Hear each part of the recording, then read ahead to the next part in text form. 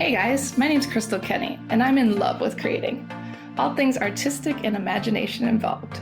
I'm an American girl who chased her creative dreams all the way to Paris, France, making a living using photography. This podcast takes you inside the stories of all the artsy folks I've met along the way and gives you that extra push to discover your creative gifts. The desire to create is deeply inside each and every one of us, and I give you the tools and inspiration to find a new way of living a more creative life. This is La Vie Creative, the podcast.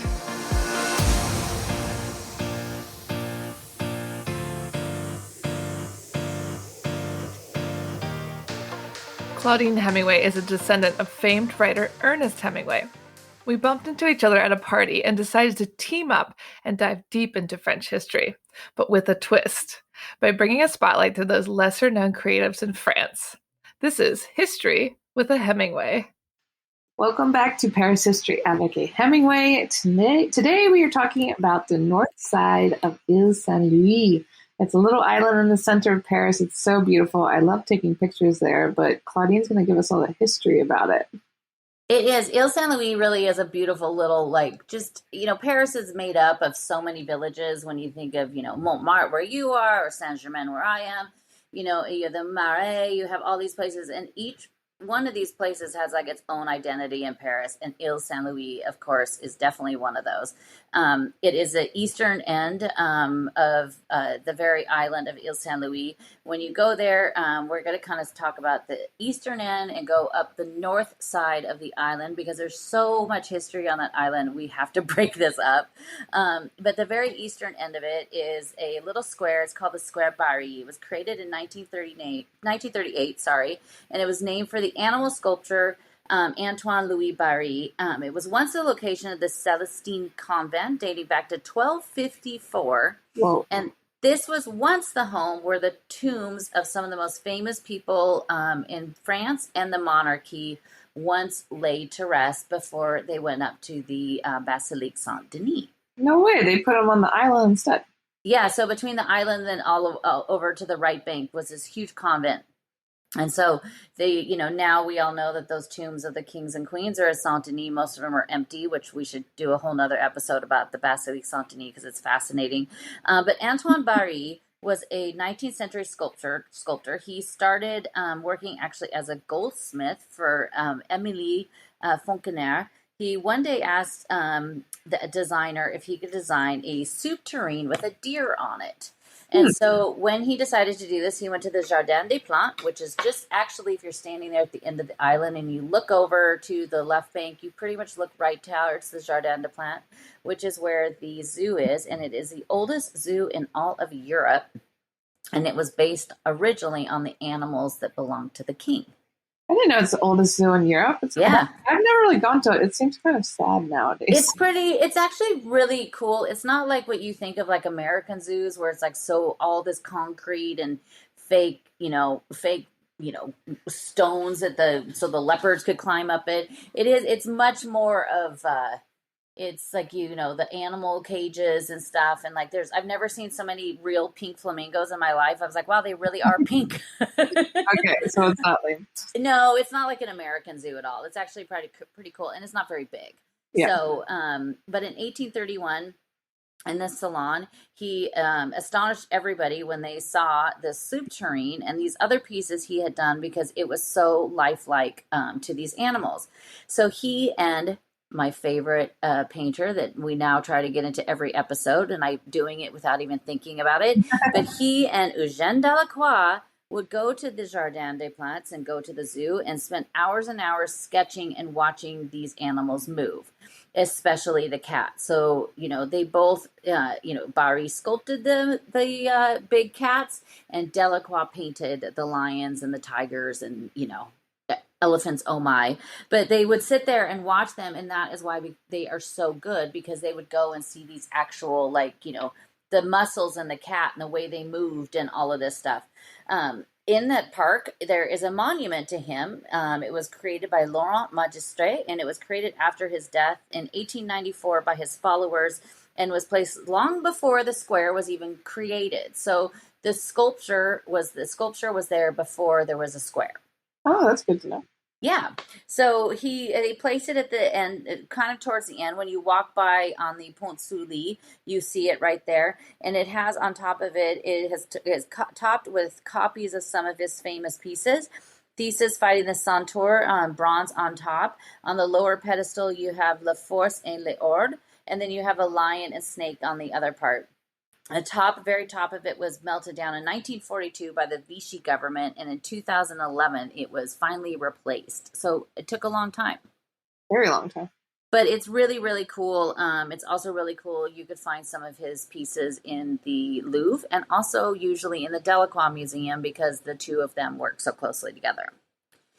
But right out there, you have the Pont Sully, and the Pont Sully that basically connects the end of the very end of the island to the north and south. So it's almost like two bridges into one, because in the middle is the land, just like at the Pont Neuf. It was named for Maximilien Duc. That was the Duc de Sully. He was a minister and very good friend of Henry IV.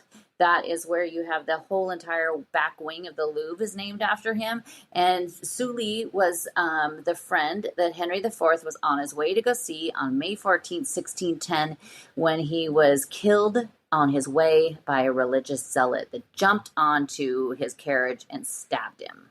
It's all connected.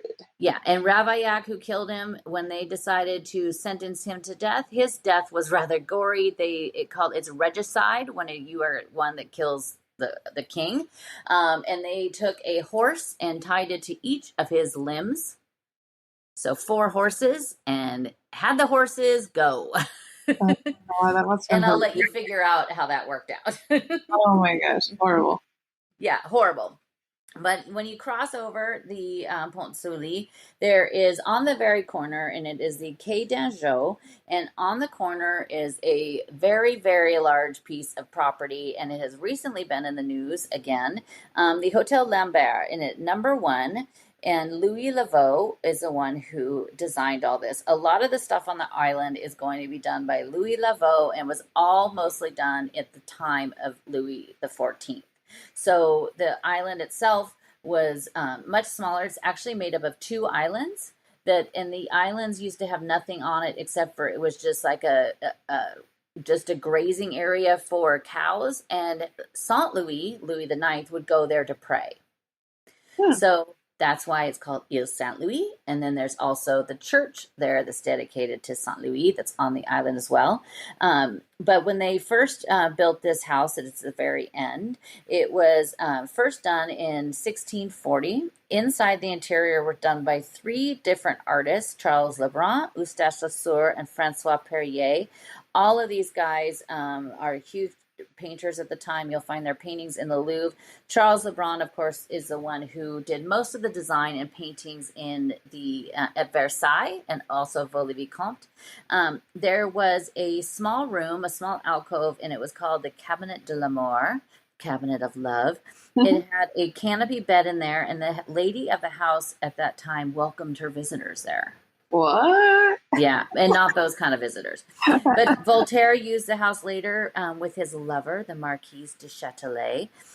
She also used it. She would also perform very popular salons at the time. Later, Claude and Louis-Marie Dupin purchased it in 1732 to 1739. He was the great-grandfather of Georges Sand. Oh. And in 1843, Prince Adam Jerry Czechoslovakia, a Polish aristocrat, ended up coming and buying it. He held Polish cultural and political events there, and you would see everybody from Chopin to Georges Sand to Delacroix and Balzac there. In 1975, it was sold to the Guy de Rothschild and his wife, Marie-Hélène de Rothschild.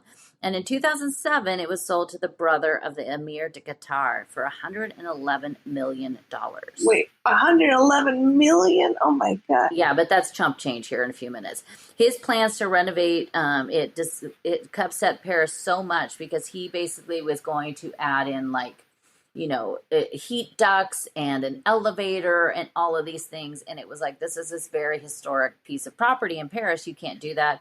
It ended up going through like a 7-year lawsuit where finally they settled and decided that Paris, the city of Paris, said, okay, you could do it, but you have to have one of our architects with you every single step of the way in the design of this. Whoa. Yeah. So they ended up starting to work on it. But in 2013, a fire broke out on the roof and it destroyed a lot of the very historic parts of it, like the Eustache Lesueur paintings. Some of the frescoes by Charles Lebrun were damaged. Luckily, a few of the things that they took out of there, you can now see at the Carnavalet. Wow. I've also seen other pieces of it at the Musée des Arts Décoratifs. So luckily, some of these things, like also in the Place des Vosges, a lot of those interiors that were, obviously we haven't saved everything, but some of those things, they were pretty smart to give these interiors to different museums. So it's kind of cool to get to see, how they lived. Do we know what started the fire? No, it just said it started in the roof. And you could see some pictures online of the fire and just where it like gutted out and was that whole top upper floor of it. Oh my God. After all that fighting and then the place burns down. Did he keep it? Yeah, but just recently it was sold again, and it was sold to Xavier Niel, who basically owns the French internet company and telephone company Free. Oh, wow. And it was sold for $226 million. What? That's crazy. And apparently he wants to use it. I read recently he has a very huge art collection, of course, because one would with that kind of money. Yeah. And he wants to use it for something to do with his foundation. So maybe, just possibly, maybe there's a way we could see inside. Yeah, he's not going to live in it. He's going to use it as like a museum. Well, I mean, literally the thing is so huge. I mean, when you stand there at the end of the island and you're looking down the Rue Ile Saint Louis, it's basically takes up the whole entire back corner of it. Yeah, and it used to be even larger. Oh, wow. Yeah, and we know somebody that lives that literally lives the second building down from it. Yeah, we do. Yeah. You can rent that place too. You can rent that place, yeah, but only one bathroom. But so at number 3, right next door, there is another one called the Hotel Laveau. And this is because Louis Laveau basically designed everything on the island and had it built. It was right next door, and there was 3 buildings after the first one that they were actually all part of the original. So some of these, it actually got smaller because some of the buildings broke off from it. Oh, wow. Which is crazy. So at number 3, it's home to author Frédéric Viteau, who holds chair number 15 at the Comédie Française, that he is one of the immortals. So look, I just talked about somebody that's actually alive. So at number 5, which is the Hotel Marigny, in 1640, it was purchased and built for the family that created the Marly water fountains. So they were the ones that designed a way to get water to come to the Chateau de Marly, so it could actually operate the fountains, because that's also what they had to do at Versailles. Number 7 was also part originally of the Hotel Lambert, and now is the Bakery Guild of Paris. Man, I want to listen to this one and just walk around the island. And that's exactly what you could do. So the next one at number 9, that has a really dark green, cool door. It was where in the 19th century, lithographical painter Henri Daumier lived there from 1846 to 1863. He started with political cartoons. Much of his work, though, sadly, was destroyed in World War II. Oh. At number 11, which was it's literally the doors are next to each other, is the home to Adolphe Geoffroy Duchamp, who was a sculptor who worked with Viollet-le-Duc on Notre Dame and Sainte-Chapelle. He did the Center Trameau of the Last Judgment. He also did work on the Arc de Triomphe and on the Madeleine. He also redid one of my favorite things that was part of Notre Dame, the rooster that once sat on the very top of it. And he also was the one who created and designed the reliquary that holds the crown of thorns. A reliquary. I love that. and the statues that were once on the roof that now you can see at the Architectural Museum at the Trocadero. And I urge everybody to go there when they come, because once they go back on the roof, you'll never see them this close again.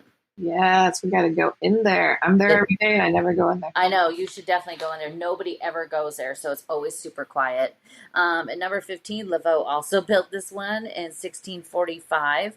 Paul Cézanne lived there for a short period of time, and Baudelaire lived there for 4 months in 1843. Baudelaire, that we'll talk about a few times, lived all over the island because he wear out his welcome very quickly. Number 17 on the island is probably the one place in Paris that I am dying to get into more than any place else, except for maybe, Élysée Palace and to hang out with my lover, Macron. So at number 17 is the Hotel Lauzon. It was in 1657. It was created for Charles Chamois, and it was done by, he was an architect, and was done for the banker Charles Drouin. In 1682, it was bought by the Duc de Lauzon, and in 1685, the Marquise de Richelieu and the niece of Mazarin, the Hortense Mazarin, she ended up moving in there with the nephew of Richelieu, Charles Laporte. They were married. She lived there. She was 14 years younger than he was. He was very jealous and very controlling. The home was filled with the many statues that had belonged to both Richelieu and Mazarin. We're talking about these two very wealthy, powerful cardinals that served with Louis XIII and Louis XIV. And he basically had the Palais Royal built to hold all of his statues. One night, Charles Laporte, because he was kind of crazy, he went into a rage and started with a mallet or something, started attacking all of the statues and knocking all of the boy statues' naughty bits off. Whoops. A lot of the statues are now in the Louvre. You could find them, in the Denon wing, in what was once the stables. And when you see these statues, it does not take very much to see where they were pieced back together. So it's really interesting. But Baudelaire also lived here for 2 years, in 1843 to 1845. He was also, when he was really into marijuana at the time, and he would get really paranoid. And when you see this building, it's a gorgeous building, from the outside, but inside it's even more amazing. And he would cover the windows with paper because he was completely paranoid that people were trying to see inside. What? And he was kind of crazy. There's beautiful rooms in there that are also painted by Lebrun and Jean-Baptiste Monnier. It's all in the Louis XIV style, and every inch of it pretty much is covered. But if you look outside, and this is the thing everybody knows is when they walk by, it has the most amazing drain spouts that are done in bronze with dolphins. Oh, wow. So it's a really, really cool spot. And I'm dying. They open it like maybe twice a year, very randomly. They put it on the internet saying, we've got 10 tickets. We're open tomorrow. And so you have to get like a friend of ours actually just looked one day, and it was like the next day, and she was able to go. Was it cool? Yeah, it's pretty cool inside. So, and it's not huge, but I think just because you can't go in is why I want to go in so bad. Yeah. At number 19, it's on the edge of the Rue Potier. It is 1642. This building was a really beautiful building. It's now a kindergarten. And then when you keep going down the street, at number 33 was the home of Marien Leroy de Gamberville. He was a poet and the first member of the Académie Française to hold a seat. At 29 is where William Byrd owned the Three Mountain Press in 1922. The three mountains that he refers to are Mont Geneviève, Montparnasse, and Montmartre. In 1924, Byrd is the one who printed Hemingway's first book, In Our Time.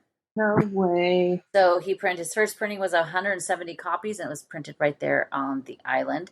In 1921, at number 37, John Dos Passos was an author and moved here. He was very good friends also with Hemingway. So good old Ernest was hanging out a lot of time there. on the Ile Saint Louis. And number 39 is a little theater, the Theater Ile Saint Louis, and it still is still up and running now after COVID. It actually does little plays and stuff in there. It's really, really cute. The kind of the main dissecting street that goes sideways, the Quai de Bourbon, and the Rue des Dupont. It's named for the two bridges that are on either side of it, the Pont Marie on the north side connecting to the Hotel de Ville and the Pont de la Tournelle to the south. So from there on to the eastern end, or the western end of the island, is the Quai Bourbon. At number 11 was a former home of Philippe de Champigny in 1643. He lived there. He was a Belgian artist, and he made his way to Rome and then to Paris. He had worked with Marie de Medici. She asked him to paint the frescoes for the Palais de Luxembourg, and he also became the official painter of Richelieu. And there's this amazing painting of Richelieu in his big red cardinal gown that hangs in the Louvre. He also did some paintings of Louis the 13th in there. It was built in 1637 for the intendant of finance under Louis the 13th. And then it was later given to, and was where the sister of Jean-Baptiste Colbert ended up living. But one of the cool things on the island as well is the Hotel de Chasseau. It was built in 1642 by Nicolas de Chasseau. He was an advisor to Louis XIII, and it stayed in their family until 1768. He actually participated in the storming of the Tuileries on June 20th, 1792. But in 1899 to 1913, for 14 years, one of our favorites, Camille Claudel, that is where she lived. That is the last place she lived before her jackass of a brother, Paul Claudel, took her and had her locked up into the asylum. Ugh, what a jerk. So that is where she was when she decided to destroy everything. And, and when one day I was walking by and the door was open, and I was like, oh my gosh.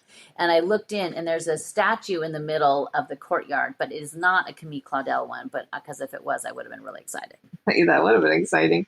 I wonder if people know who she was.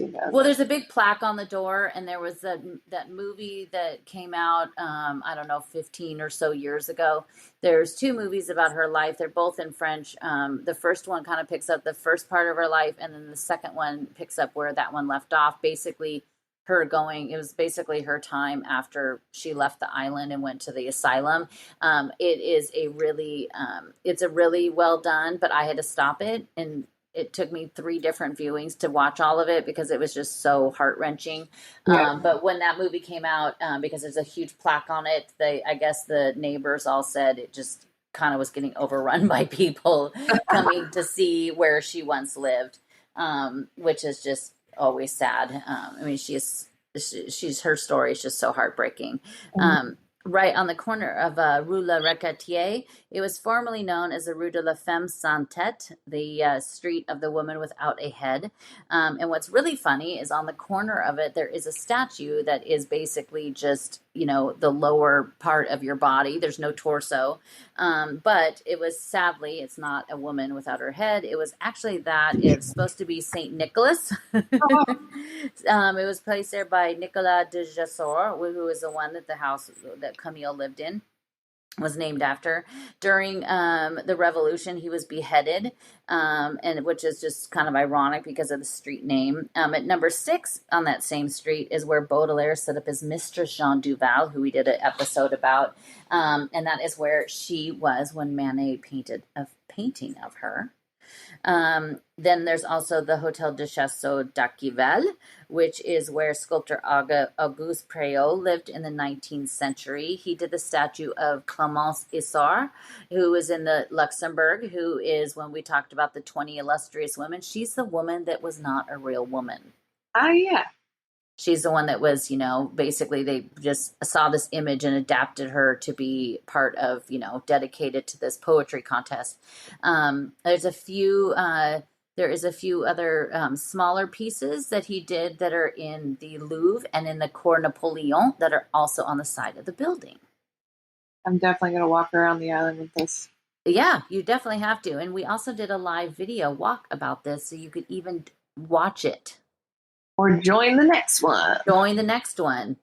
But there are a couple other ones. There's a Hotel de Nevers at number 25 that was formerly the Hotel Henri III, built in the mid 1600s for the nephew of Cardinal Richelieu. So basically, you have like three names that come up on the island: Richelieu, Louis Laveau, and Baudelaire.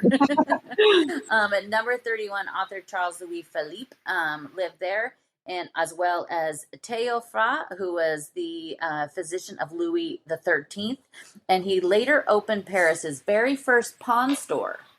Pawn store? What? Yeah. Went from being a doctor to a pawn shop owner. A pawn shop owner. At number 43, when you kind of get down there, in Hotel de Tauzon was built in 1658. It was done by Charles Tauzon for Charles Tauzon, and it was given to Louis Laveau's sister Anne.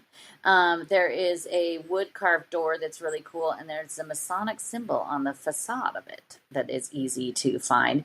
And then at the end, at number 45, Louis Laveau's younger brother Francois Laveau in the 18th century. He lived there in 1659, but in the 18th century, they added reliefs on the side of Hercules attacking a Nassau.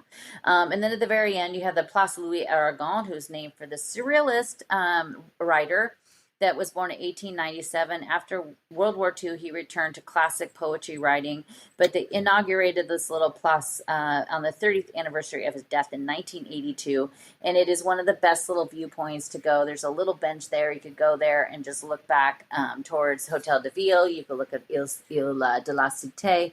It's a lovely little spot, and when you look down towards the river, that's when there's a lamppost there. It's obviously tied to the end of the island, but when the city floods, that's the lamppost that you see in many pictures just kind of floating. I love that.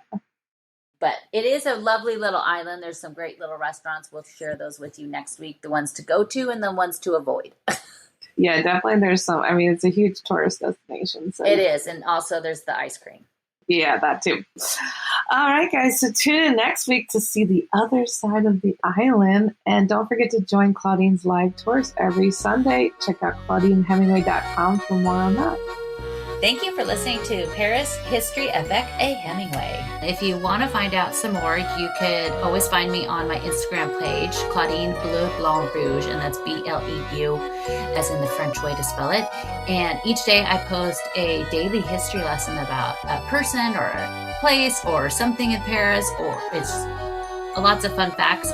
And then also at ClaudineHemingway.com, where you can also sign up for my newsletter there.